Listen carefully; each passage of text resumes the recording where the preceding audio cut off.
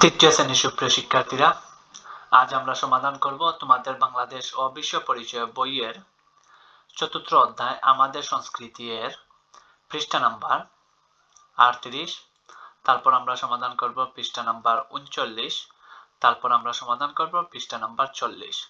তাহলে চলো প্রথমত আমরা দেখে নেই পৃষ্ঠা নাম্বার 39 মূলত কি কি বিষয় নিয়ে আলোচনা হয়েছে। পৃষ্ঠা নাম্বার 38 এখানে প্রিয় শিক্ষার্থীরা তোমরা দেখতে পাচ্ছ যে দুইয়ে বলেছে যে আমাদের সঙ্গীত, নৃত্য ও উৎসব অনুষ্ঠান।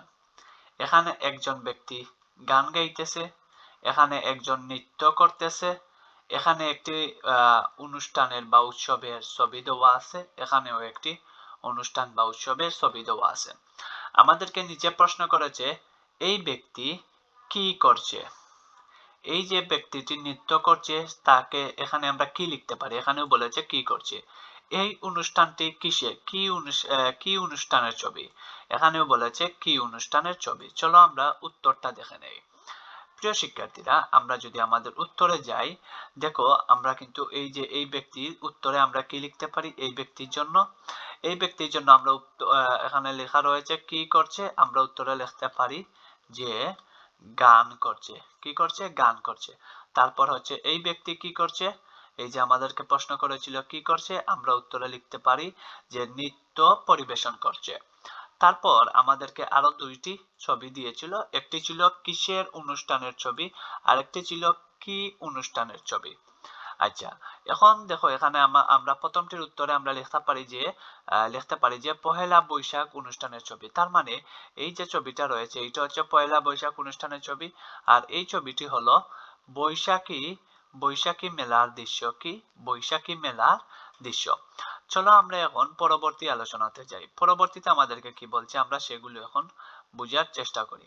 এই যে আমরা পরবর্তীতে চলে আসলাম, আমরা আসছি এখন এই জায়গায়। আমরা এখন এই জায়গায় আসছি, এখানে হলো সঙ্গীত। ঠিক আছে, চলো আমরা পরে বোঝার চেষ্টা করি। সঙ্গীত হলো সংস্কৃতির একটি গুরুত্বপূর্ণ উপাদান। বাংলাদেশে নানা ধরনের সঙ্গীত রয়েছে। এগুলো হলো বাউল, জারি, সারি, ভাটিয়ালি, তারপর হচ্ছে পল্লীগীতি, তারপর হচ্ছে বাউয়াইয়া, তারপর হচ্ছে নজরুল সঙ্গীত, তারপর রবীন্দ্র সঙ্গীত, তারপর আধুনিক গান ইত্যাদি। এরপরে কি রয়েছে আলোচনা, ফকির লালন শাহের লালন গীতি এবং হাসন রাজার গানও খুব জনপ্রিয়। এদেশের বিভিন্ন অঞ্চলের আঞ্চলিক গান আমাদের হৃদয় ছুঁয়ে যায়। তারপর হচ্ছে এছাড়াও বিভিন্ন নৃগোষ্ঠীর নিজস্ব ভাষার সঙ্গীত খুব জনপ্রিয়। আমরা এইটা পড়ে ফেললাম। এখান থেকে কিন্তু পরীক্ষা দুইটি প্রশ্ন আসতে পারে। প্রথম প্রশ্নটি এরকম যে সঙ্গীত, এই যে শূন্যস্থান আসবে যে সঙ্গীত হলো সংস্কৃতির একটি গুরুত্বপূর্ণ উপাদান। এইরকম শূন্যস্থান আসবে যে দেশ হলো সংস্কৃতির একটি গুরুত্বপূর্ণ উপাদান। উত্তরে লিখতে পারো সঙ্গীত। তারপর এখানে লিখতে পারে, এই বড় প্রশ্ন একটি আসতে পারে যে বাংলাদেশে নানা ধরনের সঙ্গীত রয়েছে, পাঁচটির নাম লিখো, পাঁচটি সঙ্গীতের নাম লিখো। তখন তুমি এখান থেকে পাঁচটি সঙ্গীতের নাম লিখে ফেলতে হবে। আচ্ছা, এরপর আমরা নিচে যাই। নিচে রয়েছে নৃত্য নিয়ে আলোচনা। নৃত্য নিয়ে তারা কি আলোচনা করেছে আমরা সেটা বোঝার চেষ্টা করি। এখানে রয়েছে নৃত্য, তারপর বলেছে আমাদের সংস্কৃতির বিশেষ উপাদান হচ্ছে নৃত্য বা নাচ। তারপর আমাদের দেশে নানা ধরনের নৃত্য আছে। এরপর বলেছে যেমন লোকনৃত্য, সৃজনশীল নৃত্য, শাস্ত্রীয় নৃত্য, নৃগোষ্ঠী নৃত্য ইত্যাদি। এরপর আমাদেরকে কি বলেছে, আমরা যদি নিচে যাই তাহলে এখানে আমরা দেখতে পাচ্ছি যে লোকনৃত্য হচ্ছে কোন একটি অঞ্চলের বসবাসকারী জনগোষ্ঠীর জীবন ঘনিষ্ঠ নৃত্য, যেমন দামাইল। তারপর হচ্ছে জারি গানের সঙ্গে নাচ, তারপর সারি গানের সঙ্গে নাচ, তারপর সাপুড়ে নাচ। ঠিক আছে, এরপর সৃজনশীল নৃত্য হচ্ছে নজরুল সঙ্গীত, রবীন্দ্র সঙ্গীত, আধুনিক গান ও দেশাত্মবোধক গানকে ভিত্তি করে পরিবেশিত নৃত্য। এখান থেকে দুইটি প্রশ্ন পরীক্ষায় আসবে। একটি প্রশ্ন হলো লোকনৃত্য কি, আরেকটি প্রশ্ন হলো সৃজনশীল নৃত্য কি। ঠিক আছে, তার পরবর্তী আরেকটি নিচে আমাদের আরো অনেক কিছু পড়ার রয়েছে। আমরা এটা পড়ি যে বিভিন্ন নৃগোষ্ঠীর জন্য ঝুম নৃত্য, তালা নৃত্য, বাঁশ নৃত্য, ছাতা নৃত্য খুবই চমৎকার। নিজেদের ঐতিহ্যবাহী পোশাক, বাদ্যযন্ত্র ও গানের সাথে তারা কখনো একত্রে আবার কখনো এককভাবে নাচে। আচ্ছা, এখান থেকে প্রশ্ন এরকম আসতে পারে যে বিভিন্ন ক্ষুদ্র নৃগোষ্ঠীর আহ, বিভিন্ন ক্ষুদ্র নৃগোষ্ঠীর কয়েকটি নৃত্যের নাম লেখো। তখন তুমি লিখতে পারো ঝুম নৃত্য, তালা নৃত্য, বাঁশ নৃত্য, সাতা নৃত্য ইত্যাদি। ঠিক আছে, এই প্রশ্নটা আসতে পারে, এই জন্য এটা আমি রাইট দিয়ে দিলাম। এই প্রশ্ন আমি যেগুলা বলবো যে প্রশ্ন আসবে পরীক্ষায়, যেটা বলবো বড় প্রশ্ন আসবে, যেটাকে বলবো আমি ছোট প্রশ্ন আসবে, যেখানে আমি দাগ দিয়ে বলবো যে শূন্যস্থান আসবে, ওই জায়গাগুলো তোমরা লিখে ফেলবে। নগদ খাতা লিখে ফেলবে, খাতা এবং বই কলম সাথে নিয়ে বসো। আচ্ছা, ওকে, আমরা নিচের আলোচনায় যাই। নিচে আমাদেরকে কি বলতেছে আমরা সেটা বোঝার চেষ্টা করি। এখানে রয়েছে উৎসব, তারপর বলতেছে বাংলাদেশের প্রধান সামাজিক উৎসব হচ্ছে বাংলা নববর্ষ। পরীক্ষা কিন্তু প্রশ্ন আসবে যে বাংলাদেশের প্রধান সামাজিক উৎসব কি, তুমি লিখতে হবে বাংলা নববর্ষ। তাই লিখে ফেলো, এটা খাতায় লিখে ফেলো। বাংলা বছরের প্রথম দিন অর্থাৎ পয়লা বৈশাখ এই উৎসবটি পালিত হয়। অন্যান্য নৃগোষ্ঠী বিজু, তারপর হচ্ছে সাংগ্রাই ইত্যাদি নামে পয়লা বৈশাখ পালন করে। অন্যান্য নৃগোষ্ঠী যারা আছে তারা এই পয়লা বৈশাখটিকে বাংলা নববর্ষ না বলে, বাংলা নববর্ষ যেটা পয়লা বৈশাখ না বলে, তারা বলে যে বিজু বা সাংগ্রাই ইত্যাদি নামে বৈশাখটি পালন করে। এছাড়াও রয়েছে নবান্ন উৎসব।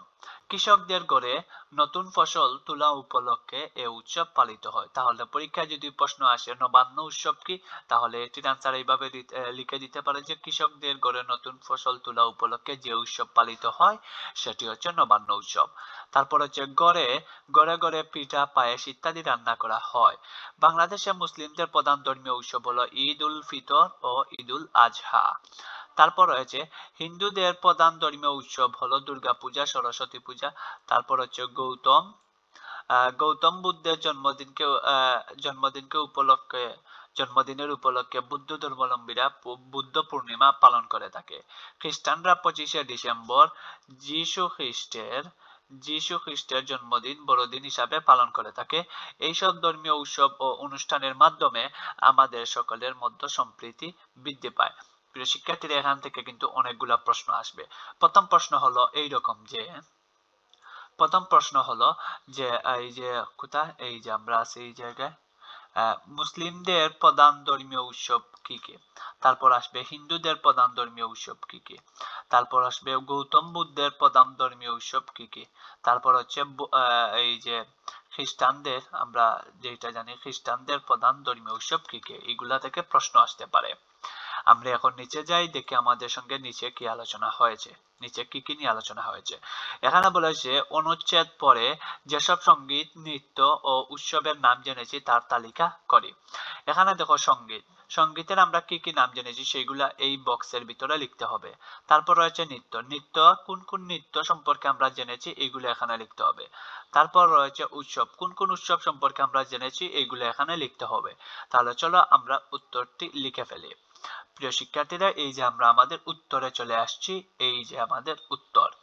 এখানে আমরা এই যে ব্যক্তিটি সঙ্গীত নামে যে চিত্রটি দিয়েছে সেটার ক্ষেত্রে আমরা কি কি লিখতে পারি এখানে। প্রিয় শিক্ষার্থীরা, আমরা এখানে লিখতে পারি যে বাউল, দাঁড়াও, আমরা এখানে কি কি লিখতে পারি, আমরা এখানে লিখতে পারি বাউল, জারি, সারি, তারপর বাটিয়ালি, বাউইয়া, তারপর হচ্ছে নজরুল গীতি, রবীন্দ্রসঙ্গীত, তারপর হচ্ছে পল্লী গীতি, লালন গীতি। তারপর আমরা নৃত্যর ক্ষেত্রে কি লিখতে পারি, এই যে এখানে রয়েছে নৃত্য নিয়ে যে আলোচনাটা আসছে, আমরা নৃত্যর ক্ষেত্রে কি কি লিখতে পারি। তারপর আমরা উৎসবের ক্ষেত্রে কি কি লিখতে পারি সেগুলো আমরা আলোচনা করব, উত্তরগুলা দেখে নেব এখন। আমরা আমরা আমরা লোকনৃত্যর ক্ষেত্রে, দাঁড়াও আমি এগুলাকে সরিয়ে ফেলি। ওকে, আমরা নৃত্যের জন্য লিখতে পারি যে লোকনৃত্য, সৃজনশীল নৃত্য, তারপর হচ্ছে শাস্ত্রীয় নৃত্য, ক্ষুদ্র নৃগোষ্ঠীর নৃত্য, এগুলো আমরা লিখতে পারি।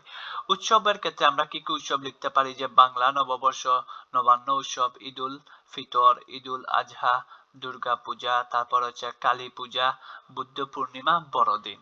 ঠিক আছে, এই যে তিনটি আমাদেরকে বক্স দিয়েছিল লেখার জন্য, ভিতরে লেখার জন্য আমাদেরকে দিয়েছিল এই যে এই যে আমাদেরকে ভিতরে লেখার জন্য দিয়েছিল, আমরা কিন্তু এখানে এইগুলাকে লিখে ফেলবো। ঠিক আছে, কি কি সঙ্গীত রয়েছে, কি কি ধরনের নৃত্য রয়েছে, ঠিক আছে, তারপর কি কি ধরনের উৎসব রয়েছে, আমরা এগুলাকে এখানে লিখে ফেলবো। তারপর হচ্ছে পৃষ্ঠা নাম্বার 39 শেষ সমাধান। আমরা পৃষ্ঠা নাম্বার 40টাকে সমাধান করি। পৃষ্ঠা নাম্বার 40-এ আমরা দেখতে পাচ্ছি এখানে আলোচনা হয়েছে, পৃষ্ঠা নাম্বার 40-এ আলোচনা হয়েছে, প্রথমেই রয়েছে খ লেখার পর রয়েছে শূন্যস্থানে উপযুক্ত শব্দ বসাই, অর্থাৎ নিচে রয়েছে শূন্যস্থান, আমরা দেখতে পাচ্ছি এই যে হলো শূন্যস্থান। শূন্যস্থানে আমাদেরকে প্রশ্ন করেছে, 1 নম্বরে প্রশ্ন করেছে যে 1 নম্বরে আমাদেরকে প্রশ্ন করেছে যে ফকির লালন শাহের গানকে ড্যাশ বলে। তারপর 2 নম্বরে প্রশ্ন করেছে একটি জনগোষ্ঠীর জীবন ঘনিষ্ঠ নৃত্য হচ্ছে ড্যাশ। তারপর 3 নম্বর প্রশ্ন করেছে বাংলাদেশের সামাজিক উৎসব হচ্ছে ড্যাশ। ঠিক আছে, তারপর 4 নম্বর প্রশ্ন করেছে গৌতম বুদ্ধের জন্মদিন উপলক্ষে পালন করা হয় ড্যাশ। আচ্ছা, এখানে আমরা অপশন হিসাবে দেখতে পাচ্ছি যে বাংলা নববর্ষ রয়েছে, বুদ্ধ পূর্ণিমা রয়েছে, লালন গীতি রয়েছে, লোকনৃত্য রয়েছে।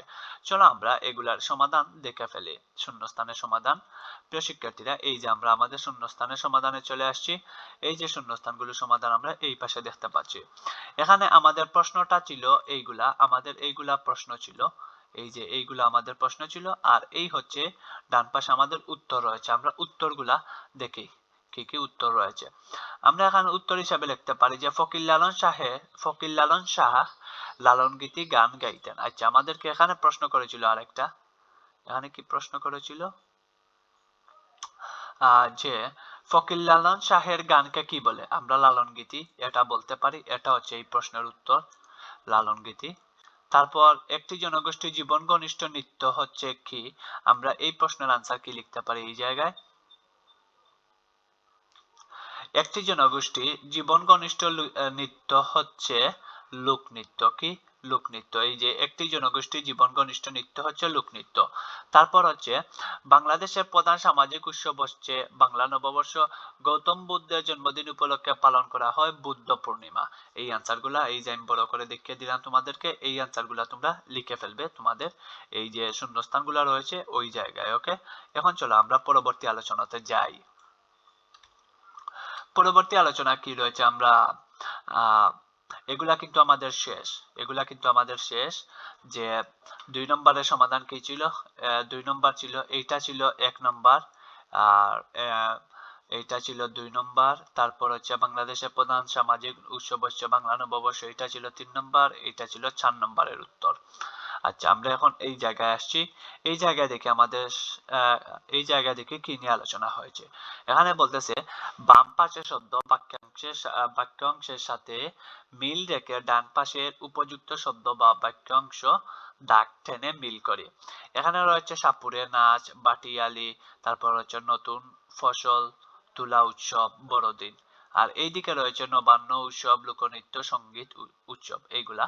এখন আমাদেরকে বলেছে যে ডান পাশের সাথে বাম পাশকে মিল করার জন্য আমরা এইরকম মিলাতে হবে আমাদেরকে। ঠিক আছে, এখন চলো আমরা দেখি কার সাথে কাকে মিল করা যায়।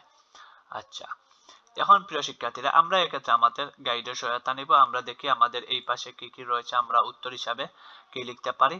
দেখো, এখানে রয়েছে এই যে আমরা দেখতে পাচ্ছি যে সাপুড়ে নাচ, কি রয়েছে আমরা দেখতে পাচ্ছি এখানে, এই যে আমরা দেখতে পাচ্ছি সাপুড়ে নাচ, এবং সাপুড়ে নাচের সঙ্গে যাবে লোকনৃত্য।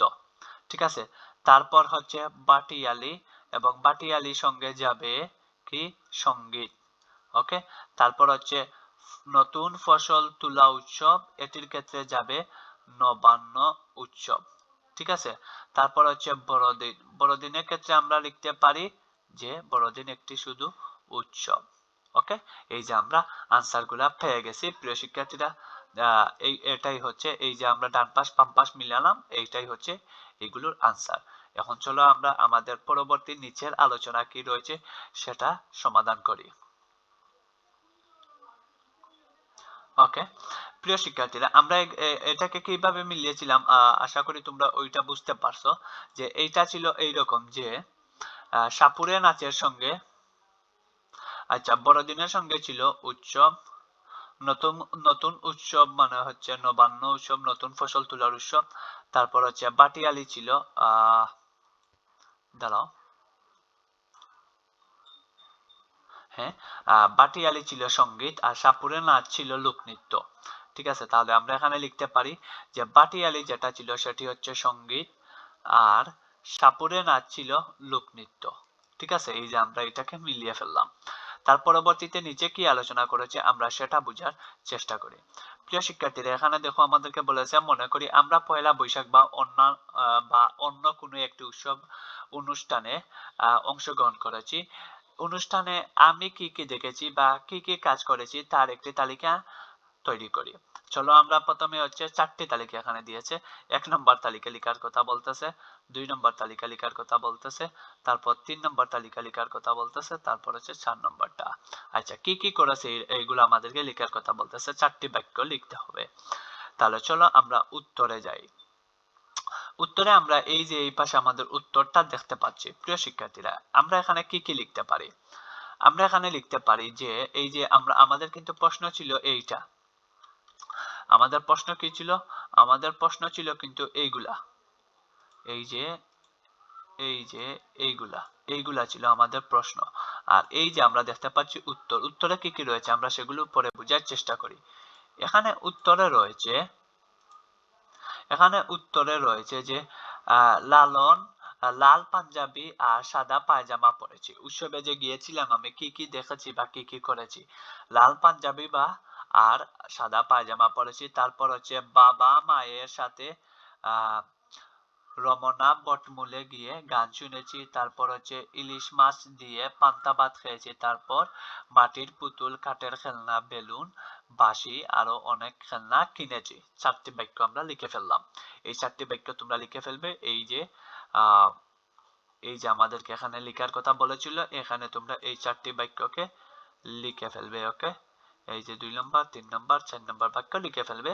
পৃষ্ঠা 40-এর আলোচনা শেষ। এই ছিল পৃষ্ঠা 38, পৃষ্ঠা 38, পৃষ্ঠা 39, তারপর হচ্ছে পৃষ্ঠা 40। ওকে, প্রিয় শিক্ষার্থীরা, এখন গুরুত্বপূর্ণ আলোচনা করা যাক। তোমরা যারা এখনো আমাদের ব্যাচে ভর্তি হও নাই, প্রায় আমাদের কাছে ভর্তি হও নাই, তারা সবাই চাইলে সারা বছরের জন্য 2000 টাকা দিয়ে ভর্তি হয়ে যেতে পারো। কয় হাজার? 2000 টাকা দিয়ে ভর্তি হয়ে যেতে পারো সারা বছরের জন্য। পরবর্তীতে আর কোনো ধরনের টাকা দেওয়া লাগবে না। এবং আমি কিন্তু গণিত বইয়ের সমাধান ইউটিউবে ছাড়বো না, কখনো আমি ছাড়বো না ইউটিউবে সমাধান, কারণ গণিত বইয়ের সমাধান পেতে হলে তোমাদেরকে 2000 টাকা দিয়ে ভর্তি হতে হবে। পরবর্তী যেসব বই, যেমন সমাজ বিজ্ঞান, ইসলাম, তারপর হচ্ছে বাংলা, ইংলিশেরও কিছু কিছু ভিডিও ছাড়তে পারি, বাংলারও কিছু কিছু ভিডিও ছাড়তে পারি। তবে সব থেকে বেটার হবে যদি তুমি সারা বছরের জন্য তোমার আব্বু আম্মুর সাথে কথা বলে 2000 টাকা দিয়ে আমাদের কাছে ভর্তি হয়ে পড়ো। এবং এই 2000 টাকা দিয়ে ভর্তি হলে তোমাকে তোমার ক্লাসের মধ্যে 1 নাম্বার শিক্ষার্থী বানানো আমাদের দায়িত্ব। ঠিক আছে, এছাড়াও সমাজ বইয়ের, এই যে সমাজ বই, বাংলাদেশ বিশ্ব পরিচয় বইয়ের সাজেশন আমরা তৈরি করে ফেলেছি। সাজেশন, যারা যারা সাজেশন কিনতে চাও, সাজেশন কি? সাজেশন মানে হচ্ছে আমি এইগুলাকে, এই সাজেশনের ভিতরে যা যা দিয়েছে এইগুলাকে যদি তুমি পড়ো তাহলে পরীক্ষায় অবশ্যই কমন আসবে। পরীক্ষায় কোনো প্রশ্ন আসলে কিভাবে এগুলাকে সহজে সমাধান করা যায়, কিভাবে বানিয়ে লেখা যায়, ঠিক আছে, সবকিছু নিয়েই এই সাজেশনটা তৈরি করা হয়েছে। যারা কিনতে চাও তারা সবাই 1000 টাকা নিয়ে আমাদের সাথে যোগাযোগ করা, আমরা সাজেশনটি তোমাকে পাঠিয়ে দেব। এবং আমাদের কাছে সারা বছরের জন্য ভর্তি হয়ে পড়ো মাত্র 2000 টাকা। ওকে, আল্লাহ হাফিজ, সাবস্ক্রাইব।